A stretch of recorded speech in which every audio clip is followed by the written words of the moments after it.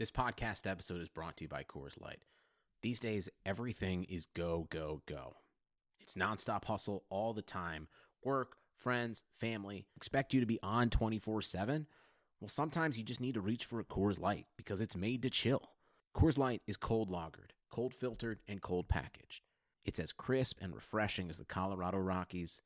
It is literally made to chill. Coors Light is the one I choose when I need to unwind. So when you want to hit reset, reach for the beer that's made to chill. Get Coors Light in the new look delivered straight to your door with Drizzly or Instacart. Celebrate responsibly. Coors Brewing Company, Golden, Colorado.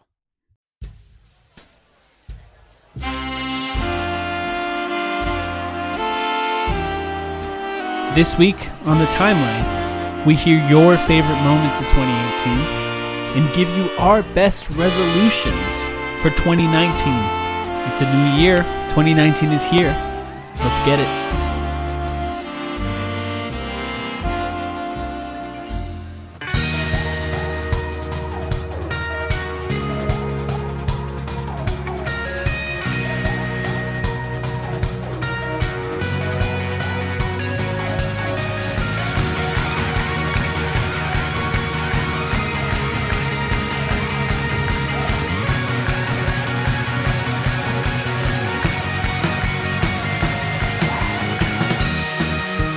Welcome to the timeline of Phoenix Suns podcast. 2018 is finally over. 2019 is here. A new year, a new Suns, maybe. I'm joined today by a special guest co-host, Rice from Reddit. Rice, how are you doing? You know, Mike, I'm doing pretty good. I had a great 2018. I can't say the same for the Suns, but you know what? There's only nowhere to go but up right now. It's kind of funny. So what we're going to do is we're going to do a little recap of a little bit of what happened in 2018 with some people who called in, who will have some great conversations of their favorite moments of 2018. And then we're going to talk about together, Rice and I, some resolutions for each Suns player and each Suns sort of member around the Suns for 2019. So we're going to go over what we want each person to focus on for the year in 2019. 2018 was an interesting year for the Phoenix Suns. You know, they were really bad. Lots of heavy tanking in the back end of the 2017-2018 year. The worst record ever at the end of that season for the Phoenix Suns, but it resulted in the number one pick in the draft and, of course, a potential future cornerstone in DeAndre Ayton. As a whole, how did you feel about 2018, Rice?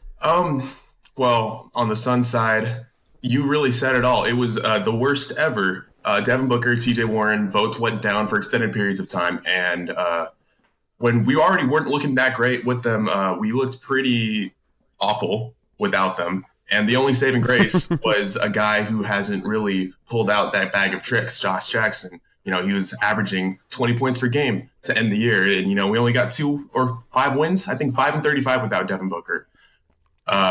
We only got a handful of wins after that, but we still haven't seen. It's pretty brutal. And we still haven't seen Josh Jackson pull that back yet.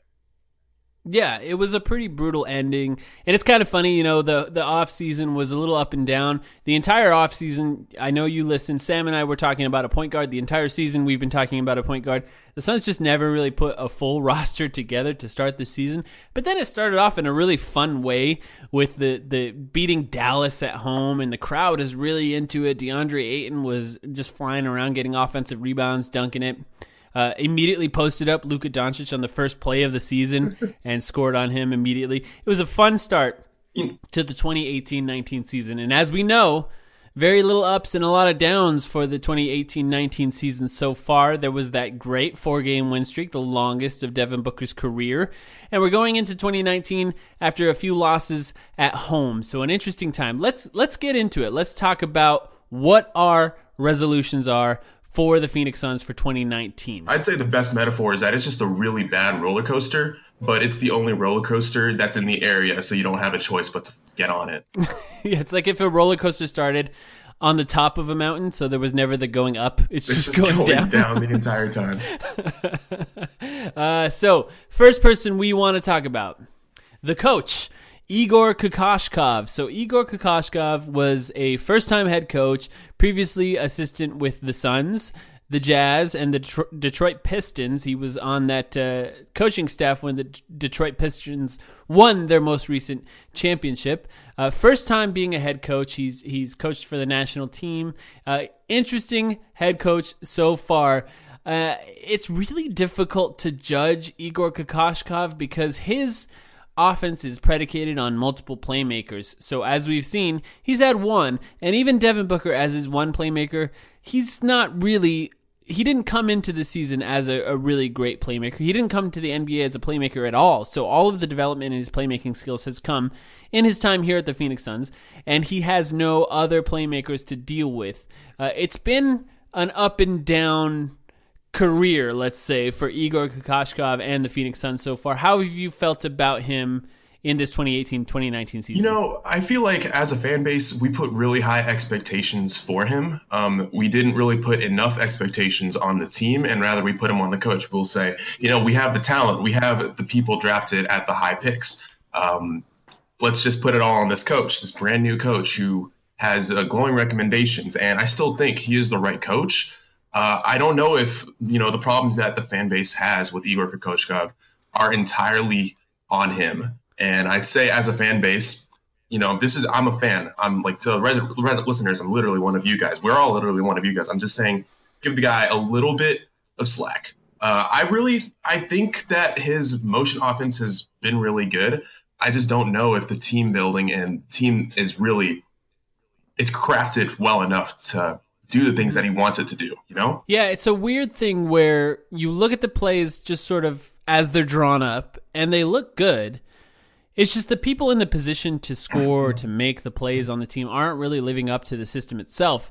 I find myself thinking as a game starts and we start running these off-ball plays for Devin Booker, people cutting around screens, lots of movement off the ball, I find myself thinking, let's just do a Devin Booker, DeAndre Ayton pick and roll. I just want to see it at this point. And it's because they're the two clear best players on the team offensively. By far. And involving them in every action makes a lot of sense right now because in that starting lineup specifically, we have DeAnthony Melton, who's a bit of a zero on offense so far. He can shoot. He's got the potential to shoot. He can attack. Can't really play through contact. Can't really finish with a defender on him. So his offensive skill set, let's just say it's limited. And the other option is, of course, Mikal Bridges on the wing, who's a defender whose shot has been a little up and down. And we're going to, of course, talk about each of these players individually. So the other one is TJ Warren, of course. TJ Warren is a capable offensive player, but has no playmaking abilities. He's never really making plays for other people. It's always sort of either a look directly at the rim, or now, of course, he's got that weapon in his three-point shot. So I love TJ Warren, but the point is when the ball swings to any of those three players, they can't really create for anyone else. So I find myself wanting that Devin Booker, DeAndre Ayton pick and roll every time. And the last few games have been characterized by bad starts. So, of course, starting out really terribly. There are potential solutions for that. A lot of it is, of course, everyone watching says effort. Effort is the main solution for bad starts, but maybe it's changing up the lineup too. I'm not really sure what it is. So, having said all that, what is your resolution for Igor Kokoshkov in 2019? I wrote this, and this is going to be a recurring theme potentially, but it's get your shit together, but with a question mark. Igor is the head coach. He's still responsible for the attitudes and the way we start games and how, you know, we have to come out with a little bit of fire. My dad used to tell me all the time in my pickup games, in my NJB and AAU games, you have to play with the fire in your pit. And it's rich, but if my dad, who's never played basketball, knows that, these guys who have played basketball all their life and won have to know that. And Igor has to know that, and he has to do a better job. But it's really rough for a rookie coach to do that. Totally agree. And it is a great recurring theme, right? Get your shit together, because that's the main problem with this team. So if we hear that a few more times, I would not blame you. My resolution for Igor Kokoshkov is actually going to be get a tech defending your players. Because I think what happens sometimes is he's a professional. He's very calm on the sidelines. I noticed something he does when he calls timeouts. He doesn't even talk to the players right away. He walks directly out into the middle of the court. He lets the players congregate.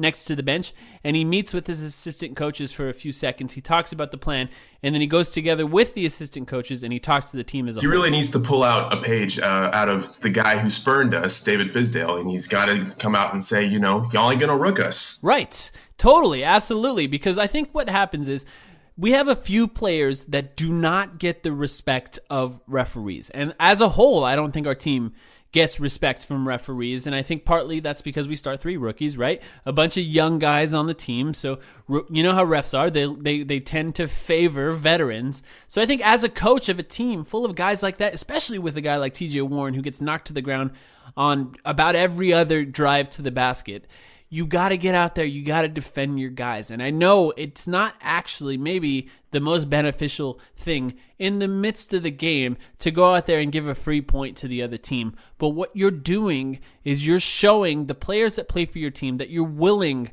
to go out there and take a hit for that team because you know it's worthwhile in the long run for the rest to start giving you a little more respect. Otherwise, you're going to be out there in the middle of the court yelling at them on national TV, or maybe twice a year on national TV, and the rest of the time on local markets. So that's my goal for Igor Kokoshkov. One, get your shit together. That's a good one, I will say. But the other one is get a check. Fight for your players. I think it's worthwhile. And the best opportunity to do that is one of those, Pacific games where, we're at the bottom of the Pacific, bottom of the West, and we're going to play against a lot of teams that are going to beat us up. And in those games where we already know, like, the writing's on the wall, we're trying to put up a fight, but it's getting ahead of us, you can say, we can afford a point down. We can afford a tech to the coach. Hell, we can even afford an ejection, because that ejection will show more than trying to keep this game closer.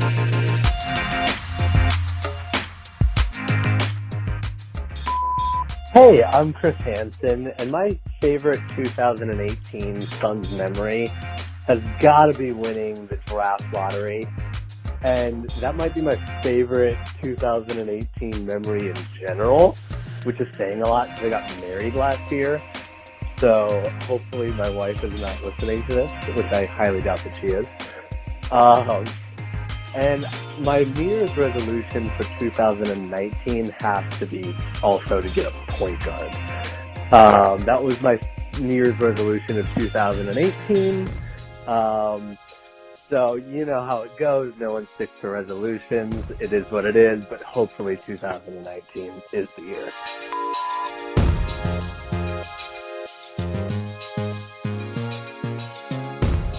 Number 2, second player on our list to talk about. First player, actually, DeAndre Ayton, the number 1 overall pick in the 2018 draft. DeAndre Ayton's been a really fun player to watch develop so far. After a couple disaster rookie seasons for players other than really Devin Booker in the last 5 years, it's nice to see a player that he can have 20 and 12 in a game and you can leave it thinking, wow, he could have done a lot better in that game. That's a nice place to be, right? We've suffered through Josh Jackson. We've suffered through Marquise Chris and Dragan Bender and Alex Len. It's really nice to have DeAndre Ayton so far. What do you think about DeAndre Ayton in the 2018 year so far? I want to say I can't ask for more from him. Like, number 1 rookie, comes in, immediately puts it together in the places that we know he can put it together. But, you wouldn't be a number 1 rookie and you wouldn't be in the rookie of the race year without rookie of the year race. I switched up those words. You wouldn't get that kind of criticism. You wouldn't be there without criticism is what I'm trying to say in a horrible mess of words.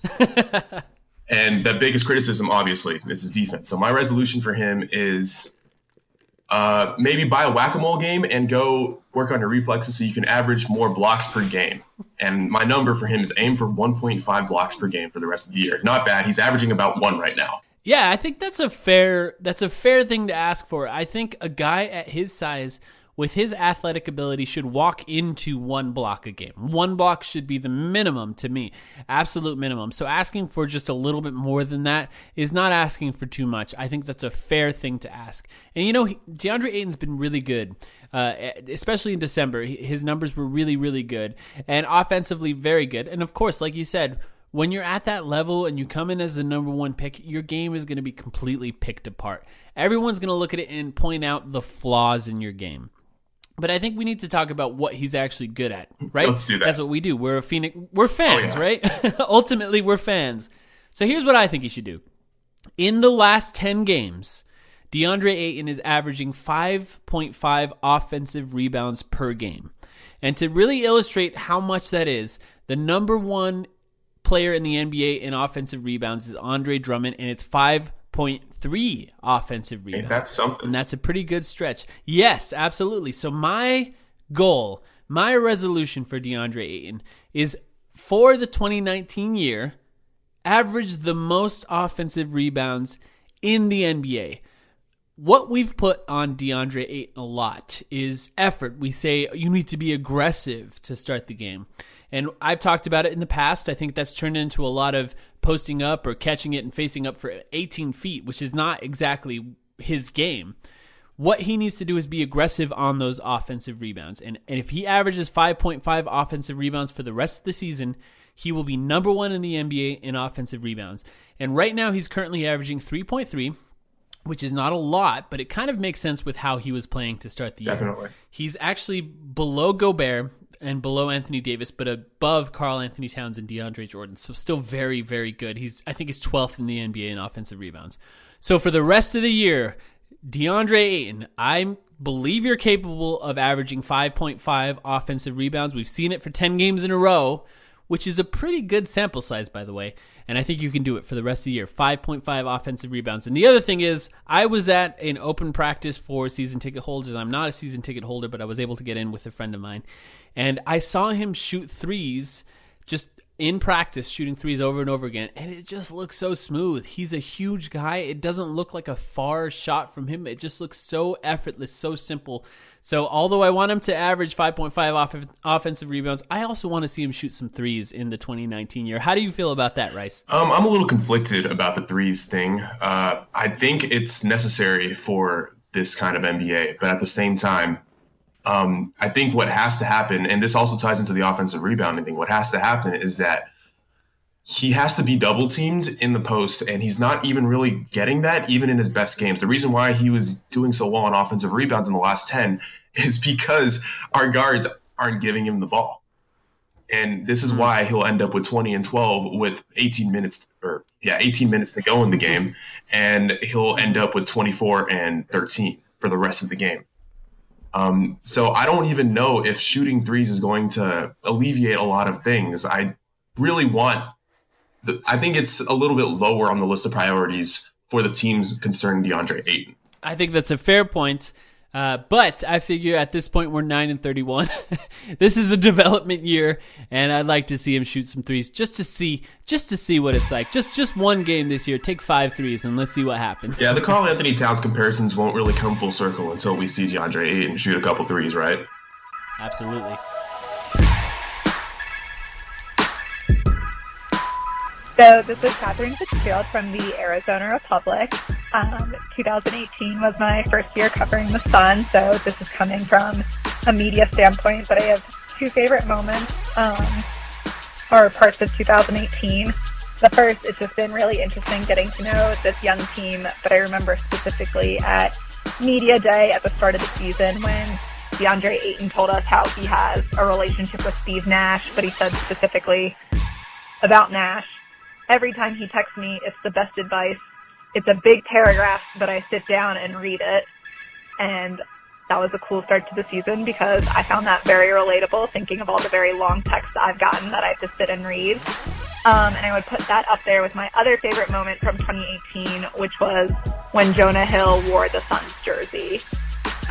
2 very different but big moments, so that's what stands out to me from 2018. All right, next player to talk about, Tony Warren Jr., Anthony Warren Jr., one of the best offensive players efficiency-wise at his position so far this season. TJ Warren, as we've talked about in great detail, has fixed his three-point shot, has been incredible offensively. He's playing power forward. It's a little bit new for him, playing in that larger role. And it's been an interesting time. Well, now is an interesting time, I think, to talk about TJ Warren because he was kind of bad the last few games, right? Yeah, TJ, Ayton, and Booker are like the pillars of the team. And when one of the pillars crumbles, the whole team crumbles. And that's something that we've really needed to rely on them. And TJ's been really playing out of his mind. He's done more than we asked, but the time that he doesn't, you see how the Suns Reddit turns on him quickly. Right. And there's no reason to believe he won't come back to that. But I mean, everyone goes through slumps. It's just, how do we get TJ to get out of that slump? How does Igor do that? Yeah, I think a lot of it is that he got in early foul trouble in the last few games. And I think that's a difficult thing when you're a player like TJ Warren. You don't want to think, oh, I'm afraid to dive in there on a drive, or I'm afraid to risk it on a steal, because TJ Warren, some of the things he's good at is absorbing contact and shooting complicated finishes around the rim, and then running it out on fast breaks and really taking it to the basket, of course. So my resolution for TJ Warren is actually to rebound. So here's the thing about TJ Warren. He's playing power forward. He's undersized for the power forward role. So yes, I know, not in a great position for him. But on Basketball Reference, I looked up every player labeled as a forward who has started at least 20 games this season. And TJ Warren, it's 38 players total. TJ Warren is actually third from last in rebounding per 36 minutes. So one of the worst rebounders at his position in the NBA. So my goal for TJ Warren is to rebound more, and maybe even not rebound more as much as really make sure you put a body on the guy that you're up against to make sure that we get more team rebounds. The Suns have been one of the worst rebounding teams in the NBA, and part of that is because TJ Warren is undersized at that position.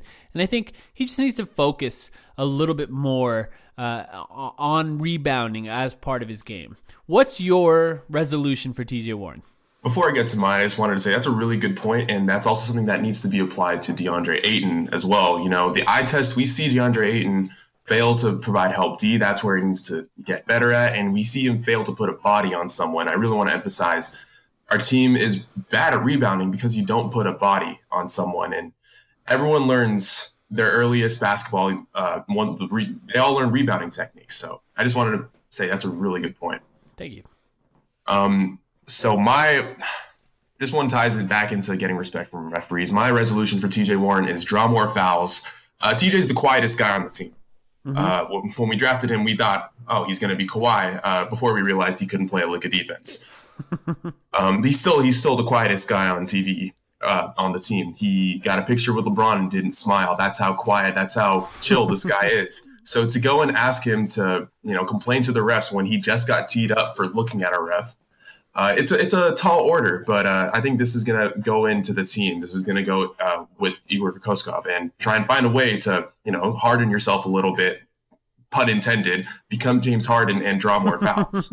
Yeah, I like that you said that, because I think part of it is sell that contact. You get hit a lot, and I know, right? It's almost like you got to give up a man card. It's almost as if you're not being manly enough when you sell that contact. But the fact is, that's how the NBA works. You have to sell contact. Refs don't always notice it. These guys are moving at really fast speeds, and for a ref to see every time a player gets hit, it's just not possible. So you got to sell it a little bit. So TJ Warren, I agree with that. Draw more fouls, and part of that's on you. Part of that is on Igor Kokoskov, and part of that is on the refs, because we got to figure out a way to get more respect. But part of it is also on TJ Warren. And the last thing for TJ Warren, you got to learn that dump-off pass to DeAndre Ayton.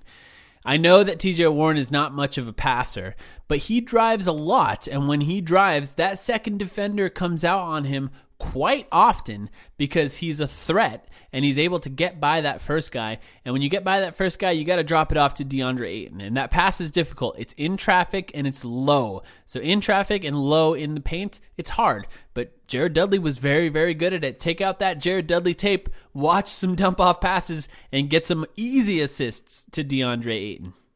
See, I don't even know if TJ's physically capable of getting more than 3 assists a game. I think he's going to have to dump it off to someone else to get that hockey assist. That's the only way this world is going to keep working. You might be right. Hey guys, this is Xinpoint1 from the Suns Reddit. Big fan of the podcast. I thought I'd leave you guys a message about my favorite moment of 2018 and a resolution for the team in 2019. So 2018, by far, my favorite moment was the 121-100 blowout of the Dallas Mavericks on opening night. To me, that was the perfect example of what happens when the team actually executes Igor's offense. You have Devin Booker shooting 12 of 19 from the field, 6 of 10 from 3, along with 7 assists and 4 boards. DeAndre Ayton, of course, put up the 18 points, 10 boards, and 6 assists, along with a steal and a block. And overall, the team has 35 assists to 11 turnovers, right? And I think the team is young. It's going to take some time for them to better understand the offense, especially over the offseason. I think it will help the team improve. But I think Igor's got a good system. He just needs some time to work with the players so that they can better execute. For 2019, my biggest resolution for the team is to improve their team defense. Right now, it's one of the biggest weaknesses that you can see, whether it's because they're young or because Igor's an offensive coach or whatnot. That's definitely an area that they need to improve in the second half of the season and into the 2019-20 season. You look at a team like the Denver Nuggets, they have 2 really good offensive players in Jamal Murray and Nikola Jokic that aren't necessarily great defenders by themselves, but it works because of their team defense concepts that they have. Denver is 8th in defensive rating and they're 8th in offensive rating. When you put that together, it makes for one of the top teams in the league. So I think that's the direction the Suns should push themselves towards in 2019 and work on over the offseason. You really start to see things come together next season. So that's all I have, guys. And thanks for taking my call. And again, love the pod. Keep doing what you're doing. Thanks. Devin Booker, interesting season for Devin Booker. Very, very good as far as playmaking has gone. Now we've put him in a bit of a playmaking sort of James Harden role, right? That's the guy that everyone looks at because it's a shooting guard that's become a point guard. He's been pretty good, up and down a little bit, playing maybe not fully healthy with his hamstring issues a few games, and I'm not a huge fan of when he does that. But the obvious issue with his game, you know it. Why don't you talk about it?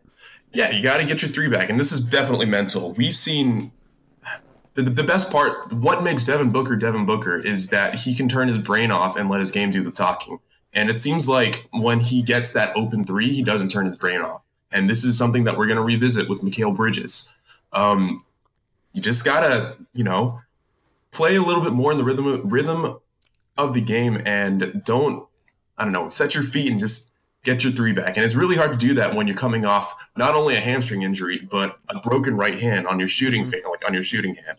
But I think he knows that, and I think he knows how to do it because Devin Booker, when has he failed us? Yeah, and I think you're right. It might be just as simple as he had surgery on his hand to start this season, and the further away from the basket you are, the harder it is to shoot. So it's likely that he will get that back at some point, hopefully this year, and maybe not at this point. We've talked about it. We're 9-31.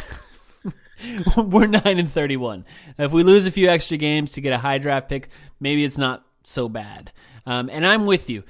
The resolution is Devin Booker, get your 3 back, and I'm happy about Devin Booker. He's played very well. I think his development in the pick and roll was vital for this team because going forward, the keys to this team are Devin Booker and DeAndre Ayton. And this was something that James Jones said when I was at the arena yesterday. They're the key for the team. So that development in the pick and roll and the ability to create off of it, not just for himself and not just for DeAndre Ayton, but also for the guys spotting up around the arc, that's absolutely necessary. That's the way the NBA works now. You got to find 3-point shooters. You got to find the highest percentage shots. So get your 3 back.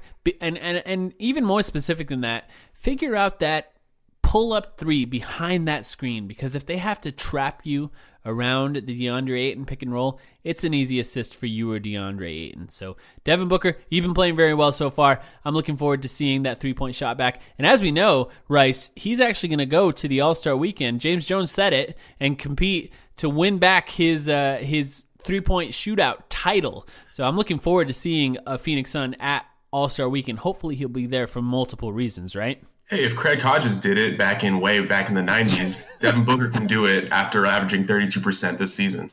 Yeah, absolutely. Absolutely. I think it's absolutely possible. And also he takes some difficult ones, right? It's not even just that he's having trouble. He also takes some difficult shots as the guy who sort of has the ball as the shot clock is winding down. Perfect. Next player, Mikal Bridges. Mikal Bridges, a rookie, obviously, a guy that the Suns gave up some pretty heavy assets for with that Miami Heat pick, which is looking better and better as Miami plays so far this season. He's been good, right? He's made his way into the starting lineup almost entirely based on his defense. Really long arms. James Jones said at the practice I was at, they almost don't look real. And I tend to agree with that. When you see Mikal Bridges in person, he looks like almost like a video game character or something. Randomly generated on 2K. Yeah, it just doesn't look real. It's like you take the sliders and you push him all the way to the longest arms possible. And that's what he looks like. So how have you felt about Mikal Bridges, and what's your resolution for him? Well, the rising term for him recently has been the rich man's Trevor Ariza. And, you know, up until the stretch of games where he was shooting poorly, that was true. And now he's regressing to a regular man's Trevor Ariza. But mine is not going to be related to his shooting. I just think he needs to bulk up a little bit more. Right now, he's really playing in as that 2 and that small 3. And he's starting with the lineup, but we may see a little bit of a lineup change. And I think his most natural element is in that Klay Thompson role as a spot-up shooter, and coming off the bench might be the best option for him until he gets his shot together. Yeah, absolutely. And, I like that one. Just eat more. Bulk up, Mikal Bridges. And the reason I like that one a lot is because you can just see it. He belongs on a team that's playing well. That type of defense, the ability to anticipate what an offensive player is doing, shooting the passing lanes, lots of deflections. He's been very, very good, and you can just see it. Now, my one thing is based on his shooting. So he's currently averaging 34% from 3, 35.6% in the last 10 games. And my goal for him is to get his overall shooting percentage above 37% by the end of the season. And that's difficult. He would have to go 63 and 159 if he keeps at the same number of threes he's attempting per game, which is basically 39% from 3. So if he averages 39% in 2019 at the same number of attempts, he'll get his three-point percentage above 37%. He shot over 40% in college his last year. I think he's absolutely capable of it. And if that comes, this team gets a lot more difficult to stop because he's sort of that third line of offense. And I hope that he can figure that out. This is the same thing that I was talking about with Devin Booker, but his shooting woes recently have been because he hasn't been shooting in rhythm. He's been thinking about it too much. And there was a lovely thread on Twitter, and whenever we take a break, I'm going to go ahead and make sure I give credit to that guy. But it points out, it goes in depth and shows with video why Mikal is going through this situation that he's in. But I got you. It's David Nash. David Nash from the 7 Seconds or Less podcast. He's fantastic. He did a great breakdown on Mikal Bridges' hitch. I guess you can call it a hitch. And sort of how he shoots based on when he has less time and when he has more time. And to your point, Rice, the more time he has, the more likely he is to sort of hitch that jump shot. And me and Sam talked about it earlier in the season as well. It's not much of a concern considering he has that issue. He's still shooting 34%. It's not that bad considering he's a rookie. But I think you're right. It is a little bit about overthinking it.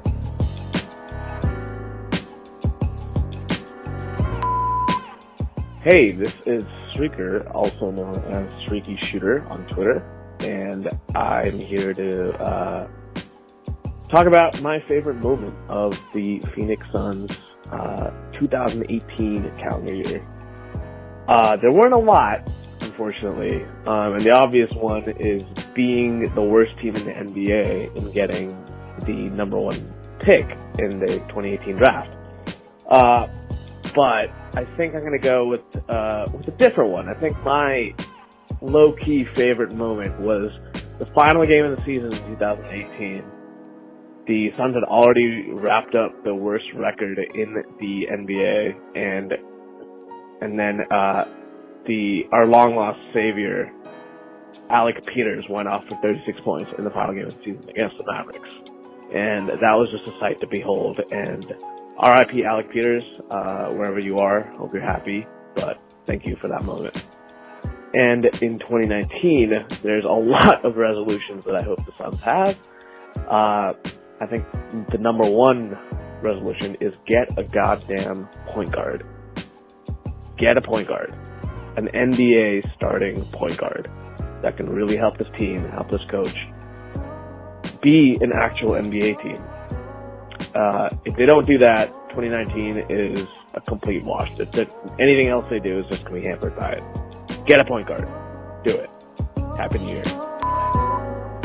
Next player, Josh Jackson. Ooh, this one's going to be a fun one to talk about. Here's how I feel about Josh Jackson. To start the season, he was one of the worst players in the NBA. Oh, God. In the last 15 or so games, I see it now. I guess more than anything. And, Sam and I, we talk about it a lot with Dragan Bender, and part of what we've wanted from Dragan Bender is just a stretch of games where you can see it, and that's never come for Dragan Bender. And even to end last season in 2018 with Josh Jackson, I didn't fully buy it because we were losing by 30 points per game, and a lot of what Josh Jackson did was in the fourth quarter when we were already down. But I've actually been much more impressed with what he's been doing in the last 15 games. So what is your resolution for Josh Jackson? And I'm taking this right verbatim off of what I wrote down. Slow down and get your shit together. But I think you're right. He's getting his shit together. He knows what he has to do. And I think the addition of Kelly Oubre has really been great for him. And who we'll talk about next. But I think he realizes his role is, to be that high energy defense guy who doesn't play out of what he doesn't know. Yeah, absolutely. And I think you're right about that Kelly Oubre thing. I think there's an identity to those guys coming off the bench, and maybe it won't even be that long. We're recording this before the Charlotte game. They might be one of those two guys, Josh Jackson or Kelly Oubre, might be starting this game to try and fix that issues with the first quarter. But one thing I've noticed about Josh Jackson, and my resolution for him, is keep your hands out of the cookie jar. And here's why I say this. One of the issues with Josh Jackson's defense coming into the NBA and for the first maybe 20 or 30 games of this 2018-19 season was gambling. He tends to reach, he tends to jump passing lanes, he gives up drives because he thinks he can make the steal. And the last maybe 10 to 15 games, what I've noticed that Josh Jackson is doing is getting his chest right up there in the offensive player, and he's keeping his hands out of it. He's not reaching, he's not swiping, he's not jumping those passing lanes unless it's a guaranteed steal, and that's what he has to do. He's got those playmaking skills, as we've seen, and maybe the third best playmaker on our team after Booker and Ayton, and maybe that'll continue for him. But I think what he needs to focus on is that effort defensively, and keep your hands out of it, because I think that's a really great benefit and really great change in his game from the beginning of the season. So Josh Jackson, keep your hands out of that cookie jar. Hi everyone, I'm Alessandro. Some of you may know me as Alessandro Cozzi on Twitter. And as you can tell from my accent, I'm not American, I'm Italian, and I've been a Suns fan since 2011. This past year has definitely been one of the most exciting and frustrating at the same time as a Suns fan. The happiest moment for me was the lottery night when it was announced that we won the number one overall pick. It was very late in the night in Italy. It was 3 a.m. if I'm not mistaken, and I basically started crying tears of joy because I finally felt relieved from that burden. And from 2019, I expect the Suns to finally trade for or sign a starting level point guard, and my preference will be someone with a lot of experience, maybe Rubio or Collison, so the rest of the team can grow together. Without another ball handler, I don't think they are going to make the proverbial jump. So I think it's crucial for them to find someone who can run the point as well as stabilize the position, because we can't let Melton and Okobo run the point even next year. So that's what I had to say, and bye. Thanks for having me. Next player, we're going to talk about Kelly Oubre. Kelly Oubre, an interesting player for the Phoenix Suns. We traded Trevor Ariza for him, as we know. after some weird reporting by Woj, some up and down excitement where Kelly Oubre was potentially going to Memphis for Wayne Selden and one of the Brookses, who they finally traded, by the way. They finally got rid of Wayne Selden and Marshawn Brooks. Kelly Oubre, I've been a fan. How have you felt about Kelly Oubre so far? Oh, he's been great, and that's why my resolution for him is not going to be related to his basketball. It's really just delete your social media. You're too pretty for the internet, man. Yeah, I saw the Suns recently. They just put a slow motion clip of Kelly Oubre walking into a game, and that's all they put. They're just like, this is our content for today. It's just slow motion Kelly Oubre, and that's pretty smart. Just continue doing that, Suns. Our female viewership just went up by 100%. Now there's two of them. No. Here's what I would say for Kelly Oubre. Couple things, and we'll go a little quickly through some of these, but in Washington, Kelly Oubre was shooting 31% from three, and John Wall is known as one of the best at creating open threes for players, and he still was only shooting 31% from three. Since joining the Phoenix Suns, he's shooting 37% from three. So really, my goal for Kelly Oubre is just keep doing what you're doing. If you can keep shooting 37% from three, you have a role on this team. And anything beyond that, maybe wait to improve till next season after we lock you down for a few more years. Because if you keep improving too much, you're going to get a little too expensive for us. And then we won't be able to hold on to you like we want to for dear life. Exactly. Next player, Richaun Holmes. Richaun Holmes, I'm friends with his mom now, so he does nothing wrong, right? Well, she's our mom. She's everyone's mom now.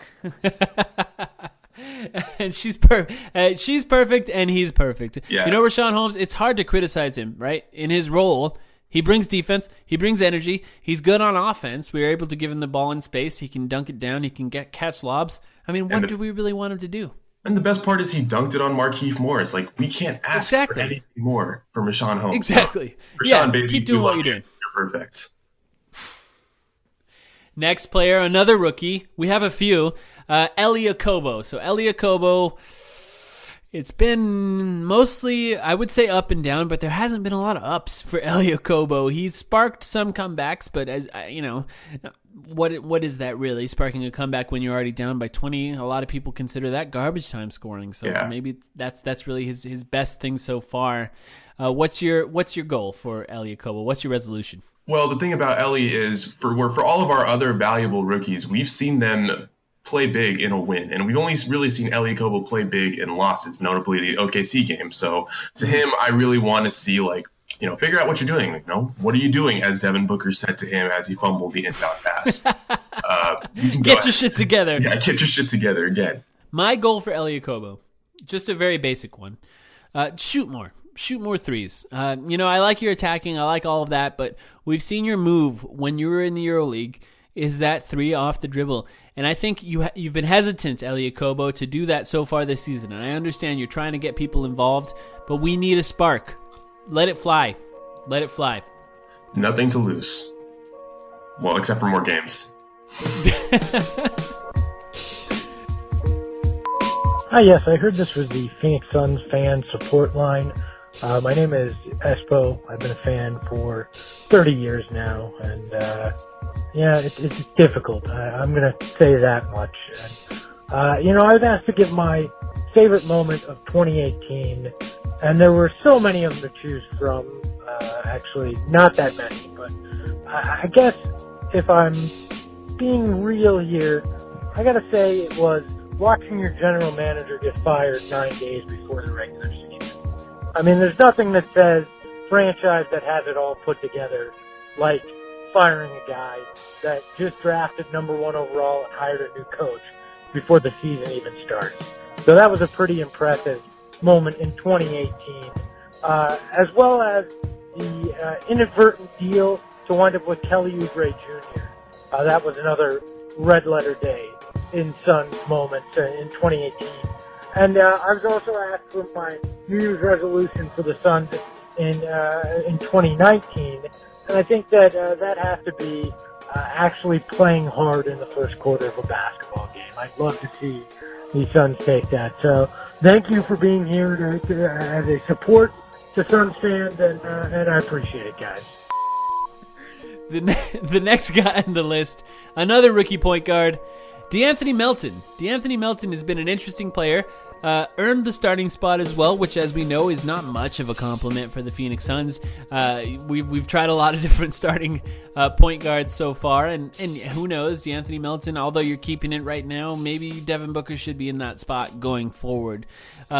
What do you think about DeAnthony Melton? What do you think the goal for him should be in 2019? Well, it's hard for me to think a lot about him when I barely think about him even when he's playing. Like, he doesn't stuff the stat sheet. He doesn't take a lot of shots, which is fine. He doesn't have to, but we do want him to be a little bit more visible. We were hoping for him to be a better Shaq Harrison. Right. And our gripe with Shaq was he shot too much. Maybe our gripe with DeAnthony is he's not shooting at all. On offense, he's not really doing a damn thing. So be more visible on the court, DeAnthony. You're doing okay. We want you to be better. I like that. And I like that comparison with Shaq Harrison. I think one thing that we have to remember about Shaq Harrison, I believe he's 26 years old. DeAnthony Melton's still a child, as far as I'm concerned. He has the ability to develop. He has time to get better in the NBA. And one of the things you can do to really benefit this team, DeAnthony Melton, I like that I'm just talking directly to the players now, as if they're going to listen to this podcast. You never know. One of the things, maybe Rashawn has, but that's the only one I would guess. One of the things I want you to do, DeAnthony, develop a mid-range game. I know that your shot is a bit of a work in progress. Something that has been a main talking point with DeAnthony Melton is he's fixed his shot coming out of college, and I do tend to agree with that. It just looks good. But where you're open on this team is in the mid-range. You need to have a floater. You need to have a pull-up game. You need to have a little bit of that Eric Bledsoe in you. And I hate to make that comparison because of how people feel about Eric Bledsoe, but that's what he was kind of good at. You need to be able to do that when you have a guy like DeAndre Ayton pulling all that gravity towards the basket. Get that floater off. Get it up in that mid-range, DeAnthony Melton. That'll benefit you a lot. Definitely. All right, next player, Jamal Crawford. Jamal Crawford, you know what? I'm going to let you start this one. I like your note for Jamal Crawford. Dear Jamal Crawford, get your shit together. Here's the thing, though. Like, we're really happy with what he's done for the team, given our disappointment with veterans that we pay a lot of money. And here we pay this 39-year-old guy who still plays like he's 29, but not in a good way sometimes. And he's saying all the right things. He's bringing guys together. He's hitting game winners over the number one team in the East. But he's also still shooting 36% from the field, 27% from three. He's also playing like the Jamal Crawford that we kind of expected him to do. Right. And that's the worst part, I think, that you're saying is this is kind of what we thought he was going to be. Especially Sam, who tends to he's not a big fan, let's say, of Jamal Crawford. So the fact that he's sort of playing up to those expectations or playing down to those expectations is not great. But I have breaking news for you. I got breaking news for you, Rice. Are you ready for this? I'm ready for it. Last year, Jamal Crawford played for the Minnesota Timberwolves, and Woj, literally less than a minute ago, just tweeted, Minnesota has fired president and coach Tom Thibodeau. Can you believe that? This is where the Woj bomb sound goes, right? Yes, exactly. It might hit a few times because this is a massive bomb. Tom Thibodeau is paid, I believe, over $10 million this season. He had a long deal, and that means he's going to be paid by the Minnesota Timberwolves going forward for the next few years. And they're still willing to get rid of him. As we know, he was the general manager for that team. He was the coach of that team, and he was essentially the president of all operations for that team.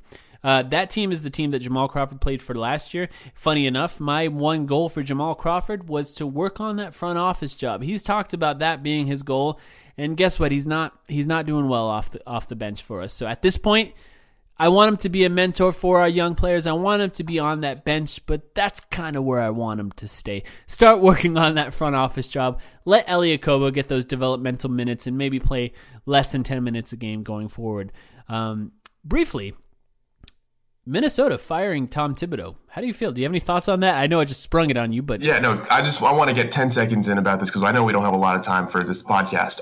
They just destroyed the Lakers by 20 points, 22 points. Andrew Wiggins had a fantastic game. It's funny to do this after they get a really good win against the LeBron-less Lakers, but I mean, this was a long time coming. Minnesota fans are probably rejoicing right now. So it's been a very weird season. I know, we're on a rabbit trail now, but I just have to talk about it.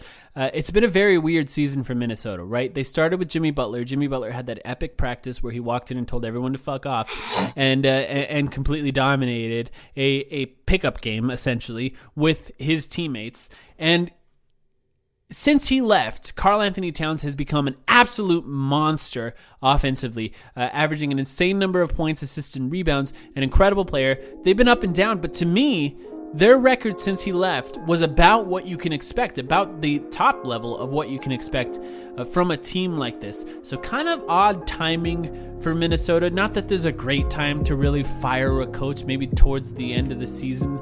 It's a little early. Sounds like we might get a little more of that story coming out over the next few days, I would imagine. Hey, it's Tisdue. For me, my favorite Suns moment of 2018 was the back-to-back win we had against the Timberwolves. My friends and I were at the game, and we were sitting by a bunch of Minnesota fans who did not like us very much. It was a good time and a really good win. As far as 2019 goes, I really just want us to continue getting better. Our record is kind of rough this year, but we can see the effort and talent developing with pretty much every game. I'd also like to see Ayton get a little more recognition for his baller stats. Happy New Year to all. Troy Daniels, what's our goal for Troy Daniels? Get more playing time. You can shoot the three, and we're a team that needs to shoot the three. That's all I got for you, man. Yeah, do we really need to play Jamal Crawford over Troy Daniels? Igor, come on. It's more of a goal for Igor Kokoshkov because I think Daniels has actually earned it, and I just don't think there's a problem. Even playing him next to Devin Booker at this point, just to give him some space to run to the basket. I mean, we didn't play him for 25 games, and the first thing he does is have like 15 points a game. So splash. Yeah. He's one of the best shooters in the NBA. That's not hyperbole, by the way. If you look at the actual stats of guys who are catch-and-shoot guys, he's one of the best in the NBA, and he can't get time on one of the worst teams in the NBA. Does not make sense to me. Dragan Bender, I'm going to let you start this one again. Get your shit together. Dragan Bender, get your shit together. I know, bit of a shit dragon. I know, he's still developing, but you're in your last year. You have nothing to lose. Maybe we can send him to the G League, but I mean, right now he's really just taking a roster spot and some extra center and power forward minutes that might as well. Either with 9-31, I'm going to keep saying that because I think the context matters for all of these. Either play Dragan Bender some spot minutes at backup center, preferably backup center, or power forward next to DeAndre Ayton to see if there's any possibility of that working, or send him to the G League because if we keep giving him what we've been giving him so far, he's going to end up in China, and maybe that's the goal for him. He should talk to Big Sauce about what it's like to play in China. You know, I always dread playing the Nuggets now because he just reminds me about 46 points from Jamal Murray, how we took 0 points from Dragan Bender over him. All right, next guy. I don't have much to say about this, but we got to talk about him. The owner of the Phoenix Suns, Robert Sarver. What do you think about Robert Sarver? What's his resolution? Fuck off. But really, realistically, though, we may be stuck with this guy. Hopefully, he's doing all this practice facility stuff in hopes to gather a great return on his $150 million investment from 15 years ago. Yeah. That's the best case scenario. Oh, man, I'm just spitballing so hard here. I really just want this guy gone. Here's my challenge for Robert Sarver, and I'm going to do this quickly because I don't think he's earned the time that we're about to give him. But Robert Sarver, I think you should announce plans to build a new practice facility in Phoenix before there is a vote on a renovation deal for the new arena. And what this would do, Robert Sarver, is it would prove that you're committed to staying in Phoenix. It would prove that you're committed to investing in your players. And it would give residents a chance to understand and give you the benefit of the doubt that you're planning on staying in Phoenix because you had a very bad 2018, and it's up to you to make it better. No one else can. So I challenge you, Robert Sarver, announce the plans to build a new practice facility right now, and let everything that comes with it come with it. Well said. And lastly, James Jones, our interim co-GM. That's what actually he's been listed as co-GM, but he's out there. As far as we're concerned, he represents the team as a general manager. There's one obvious goal for James Jones in 2019, and what is that goal, Rice? James Jones, you got to find a point guard. Find a goddamn point guard. Watching this Clippers game, it really hurts that Patrick Beverley is the guy who's giving all of our guards hell. He gave Devin Booker complete hell. He gave, D'Anthony Melton, Elliot Kobo. You didn't really do much because Patrick Beverley brings that kind of intensity that we get from Rashawn Holmes and Josh Jackson and Kelly Oubre, but he does it from the position we need the most. And I know in the summer we were a little bit apprehensive about letting go of that Milwaukee pick that's now going to be the 30th overall or some crap like that. Really wish we got him, and it just hurts, but he's not the end-all be-all. He's just what I really wanted. No, it's a perfect guy to fit that role, and he would have been a perfect guy for this team. And I don't know that he'll be available going forward, so it's kind of a shame that we kind of wasted an opportunity to potentially get a guy like him. And maybe he wasn't available. We don't really know the full story.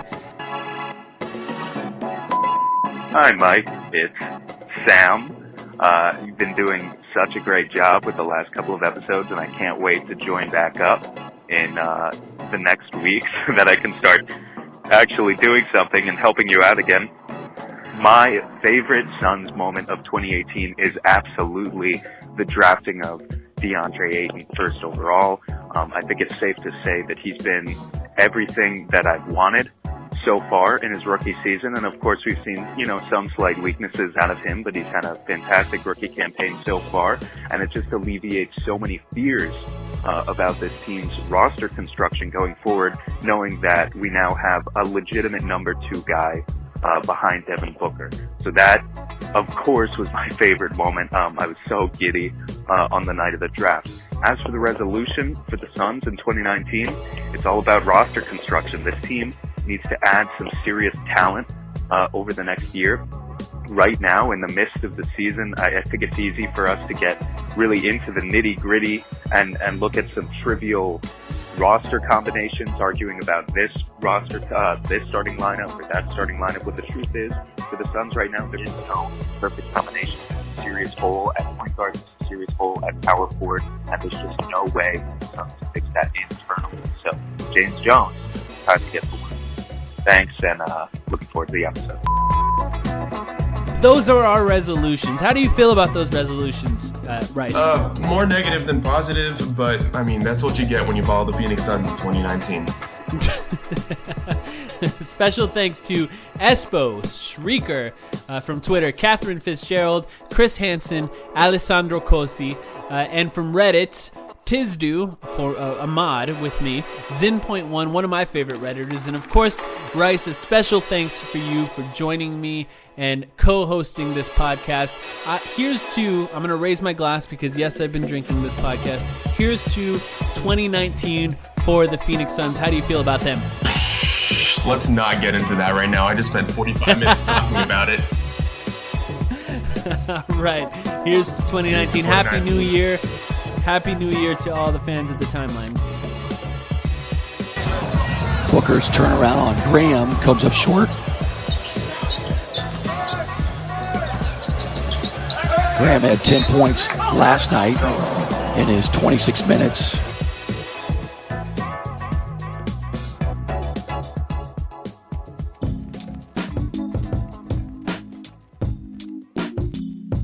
You just wrapped up another episode of The Timeline. I love this podcast. And if you're like me, you want as much Suns content as possible. That's why I listen to The Timeline every week. So if you want to go ahead and hear some more Phoenix Suns content, go ahead and listen to The Solar Panel, a Phoenix Suns show.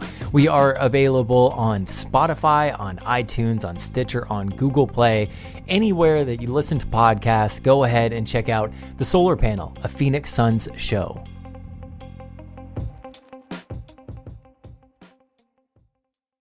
Sugar Ray Leonard, Roberto Duran, Marvelous Marvin Hagler, and Thomas Hearns. Legends, whose four-way rivalry defined one of the greatest eras in boxing history. Relive their decade of dominance in the new Showtime sports documentary, The Kings, a 4-part series premiering Sunday, June 6th, only on Showtime.